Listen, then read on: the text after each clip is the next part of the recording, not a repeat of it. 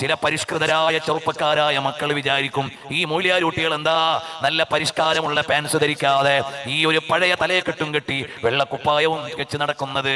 മോനെ, ഞങ്ങൾ തൽക്കാലം ഇതണിഞ്ഞത് നാളെ അടിച്ചു പൊളിക്കാനുള്ളൊരു ലോകം കണ്ടുകൊണ്ടാണ്.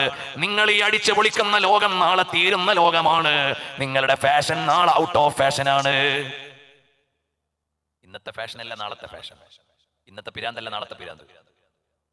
എല്ലാവരും മുട്ടയടിക്കാൻ തുടങ്ങിയാൽ മുട്ടയടിക്കൽ ഒരു സ്റ്റൈലായാൽ മുട്ടകളുടെ ലോകമായിരിക്കും. അങ്ങനെ ഏതോ പിരാന്തുകൾ ഇങ്ങനെ മാറിക്കൊണ്ടേയിരിക്കും. എന്നാൽ അങ്ങനെയല്ല, അനന്തമായ ഒരു ഫാഷനുള്ള ലോകം വരാനുണ്ട്. ഇതിനപ്പുറത്തൊരു റിയാലിറ്റി ഉണ്ട്, ഇതിനപ്പുറത്തൊരു യാഥാർത്ഥ്യമുണ്ട്.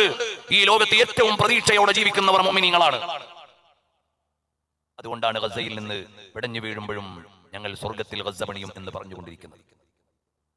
അതുകൊണ്ടാണ് ജീവന്റെ അവസാനത്തെ മിടിപ്പിലും മുന്നിൽ കിടന്ന് പിടയുന്ന കൂട്ടുകാരനോട് ലാ ഇലാഹ ഇല്ലല്ലാഹ് എന്ന് പറഞ്ഞു കൊടുക്കാനുള്ള ഒരു ചങ്കുറപ്പ് ഫലസ്തീനിലെ കുരുന്ന മക്കളുടെ ഉള്ളിലേക്ക് അടയാളപ്പെടുത്തിയ ദർശനത്തിന്റെ പേരാണ് ഈമാൻ, ഇസ്ലാം.